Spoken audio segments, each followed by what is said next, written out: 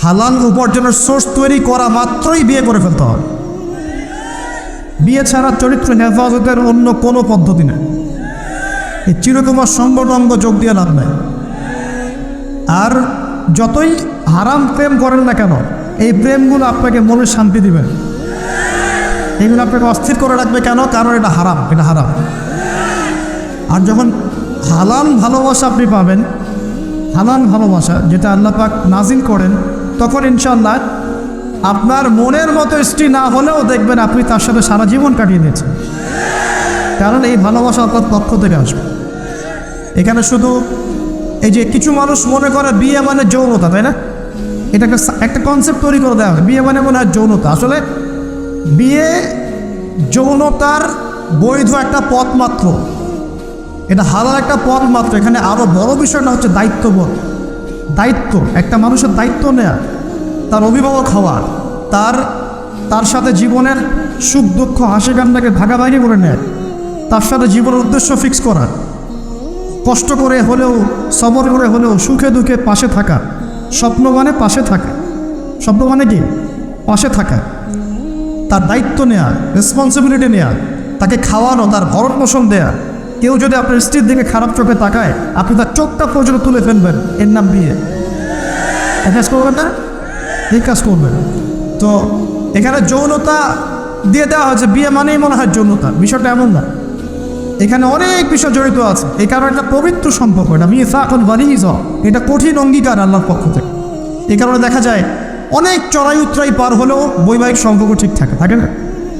কিন্তু যত দিন যাচ্ছে কি হচ্ছে, এই ভাঙনগুলো বাড়ছে। কেন বাড়ছে? বিকজ বিয়ের আগে প্রেম, বিয়ের আগে অমুকের সাথে প্রেম, অমুক জেনা, পর্নোগ্রাফিতে আসক্ত, পরকিয়া, ওই সিরিয়ালস, পশ্চিমা সংস্কৃতি, বস্তুবাদিতা, সব মিলিয়ে বিয়েগুলো ভেঙে ভেঙে যাচ্ছে, পরিবারগুলো নষ্ট হয়ে যাচ্ছে।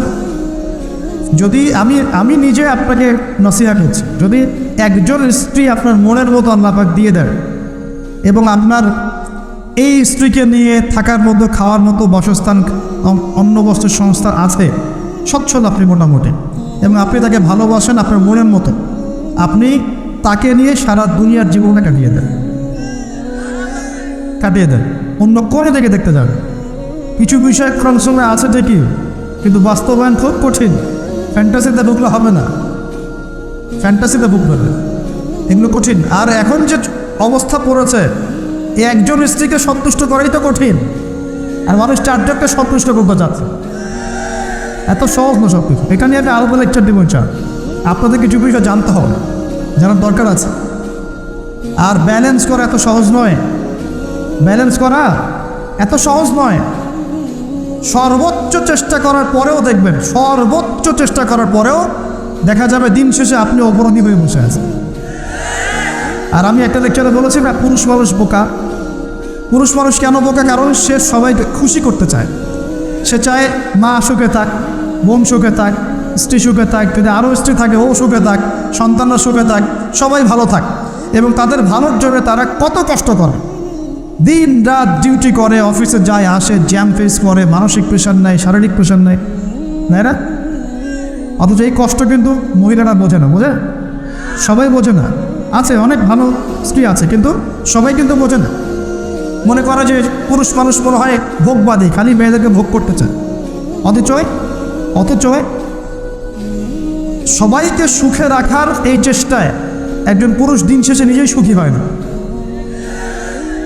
বহু পুরুষ শেষ বয়সে গিয়ে একাকিত্বে ভোগে, একা হয়ে যায়। এই জন্য বলছি, ফ্যান্টাসি বাদ দেন। ফ্যান্টাসি বাদ দিয়ে হালাল রিজিক হয়েছে, একটা নেককার পরহেজগার মেয়ে দেখে বিয়ে করেন, ব্যাস তাকে নিয়ে দুনিয়ার ছোট্ট জীবনটা কাটিয়ে দেন। আর জান্নাতে তো হুর পরে অপেক্ষা করছে ইনশাআল্লাহ। কি মনে করেন অপেক্ষা করছে না? এই লেকচার বাসায় গেলে কি হবে আমার অবস্থা আমি জানি না, কিন্তু বলছি আছে তো। সবচেয়ে শেষে যারা জান্নাতে যাবে, একদম লাস্টে, তাদের প্রত্যেককে আল্লাহ পাক কমপক্ষে 2 জন করে হুর দিবেন।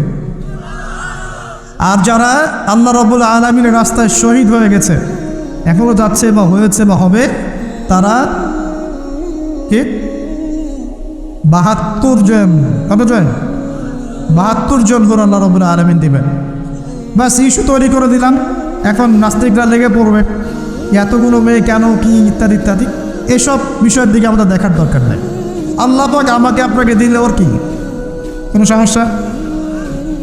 প্রিয় ভাইয়েরা, যুবকদের কথাই বলছিলাম, এখন এই যুবকদের হাতে দেশের ভবিষ্যৎ, উম্মার ভবিষ্যৎ। কিন্তু বাস্তবতা হচ্ছে আমরা বেশিরভাগ পর্নোগ্রাফিতে আসক্ত হয়ে গেছি, হারাম সম্পর্কে আসক্ত, হারাম রিজিকে আসক্ত, মাদকে আসক্ত। এখান থেকে বেরিয়ে আসতে হবে। বেরিয়ে আসার পদ্ধতি কি? এই যে আমার হাতে যে কিতাব দেখছেন, আল কোরআন, এই কোরআন আপনার সমস্ত হতাশা দূর করে দিবেন চান, এই কোরআন আপনার সমস্ত কষ্ট দূর করে দিবেন চান। মানুষ বেকারত্বের সমস্যায় ভোগে, পারিবারিক চাপে পড়ে, হ্যাঁ, বন্ধুবান্ধবদের পাল্লায় পড়ে, বা গার্লফ্রেন্ড চলে গেছে ছেড়ে, এইসব কারণে মাদকের কাছে যায় শান্তি পাওয়ার জন্য। কোরআনের কাছে আসো, শান্তি পাবেন চান। অথচ নামাজে আসো, শান্তি পাবেন চান। আমরা যুবক ভাইদেরকে রিকোয়েস্ট করবো, এই যে সামনে রমজান, এই রমজানে আল্লাহর ওয়াস্তে কোরআনটা পড়া শিখে গেল। এবং যারা পড়তে জানেন, কোরআন এবার এই মাসে খতম হবে ইনশাআল্লাহ। প্রত্যেক দিন কমপক্ষে 1 পারা করে, প্রত্যেক দিন 1 পারা পারা যাবে ইনশাআল্লাহ। মাত্র 1 ঘন্টা সময় লাগবে 1 পারা পড়তে, 1 পারা পড়তে 1 ঘন্টা লাগবে। আর যারা হাফেজ আছি, ইনশাআল্লাহ আমরা এই রমজান মাসে 30 পারা কোরআনের অর্থ পড়ে শেষ করে দেব। নিজে আমি নিয়াত করছি, আপনারা নিয়াত করেন। এই পুরো রমজানে আলিফ লাম মিম থেকে শুরু করে মিনাল জিন্নাতি ওয়ান নাস পর্যন্ত একবার হলেও অর্থ সহ পড়ে শেষ করবো ইনশাআল্লাহ। পারা যাবে ইনশাআল্লাহ। আমরা দোয়া করে আল্লাহ পাক আমাদের সবাইকে রমজানে পৌঁছে দিন এবং আমাদেরকে রমজানে বরকত দান।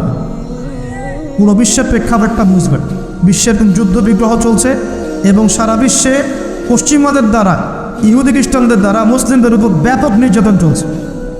এই নির্যাতন থেকে বের হতে হবে, আমাদের শক্তি বৃদ্ধি করতে হবে। কী করতে হবে? শক্তি বৃদ্ধি করতে হবে। কিছু কথা খোলামেলা বলতে হবে এখন, কারণ খোলামেলা কথা বলারই সময় এখন না বললে অনেক দেরি হয়ে যাবে। মুসলিমদেরকে জাতিগতভাবে এখন ঐক্যবদ্ধ হতে হবে। আপোষে এই হিংসা, বিদ্বেষ, মারামারি, কাটাকাটি বন্ধ করো। আমরা সবাই মুসলিম, সবাই একটা জাতি।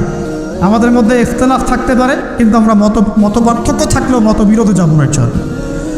আমরা যদি কোনো মুসলিম ভাই আমাকে গালিও দেয়, যদি কোনো মুসলিম ভাই আমাকে গালিও দেয়, আমাদের সাথে শত্রুতাও করে, তারপরেও আল্লাহর দুশমনদের সাথে মোকাবেলা করার জন্য আমরা একসাথে লড়ব ইনশাআল্লাহ। মুসলিমদের মধ্যে ঐক্য আনতে হবে। ঐক্য আনতে না পারি, বিভক্তি বাড়াবো না। ঐক্য আনতে পারছি না, বিভক্তি কমসে কম বাড়াবো না। এটা খেয়াল রাখতে হবে। এরপরে আমাদের মুসলিমদের প্রথম দরকার জ্ঞানের বিপ্লব। কিসের বিপ্লব? কোরআনের জ্ঞান, হাদিসের জ্ঞান, এই যে ইসলামের জ্ঞান, দ্বীনের জ্ঞান এবং দুনিয়াবি জ্ঞান, এই সমস্ত রকম জ্ঞানকে একত্রিত করে এমন শিক্ষা গ্রহণ করতে হবে যে ইনশাআল্লাহ আগামী দিনে যেন আমরা আগামী 10 থেকে 20 বছর পর এই কোরআন সুন্নাহর জ্ঞানকে দিয়ে বিশ্বকে চ্যালেঞ্জ করতে পারি। এমন প্রজন্ম তৈরি করতে হবে, আল্লাহ পাক তৌফিক দান করুন। এখন আমাদের সবাইকে আদর্শ পরিবার করতে হবে। নিজের পরিবারের মধ্যে কর্তা আমি আমার পরিবারে পর্দা কায়েম করবো, কারো কিছু বলার আছে? আমি আমার পরিবারে নামাজ প্রতিষ্ঠা করবো, কারো কিছু বলার আছে? আমি আমার পরিবারের মধ্যে দ্বীনের ইলম তালিম চালু করবো, কারো কিছু বলার আছে? নিজের পরিবারে করতে আমরাই। অতএব পরিবারটা কাউন্সিল ইসলামিক করে গড়ে তোলেন, আল্লাহ পাক তৌফিক দান করুন। 4 নম্বর, আমাদের সন্তান যারা আছে তাদের সবাইকে ইসলামিক শিক্ষা দেওয়ার চেষ্টা করতে হবে।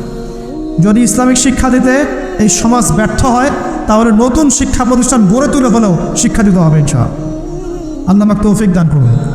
আমাদের প্রত্যেক পরিবারের মা বোনদেরকে খাস পর্দায় রাখতে হবে এবং যুবক ভাইদের জন্য বিয়েটাকে সহজ করতে হবে।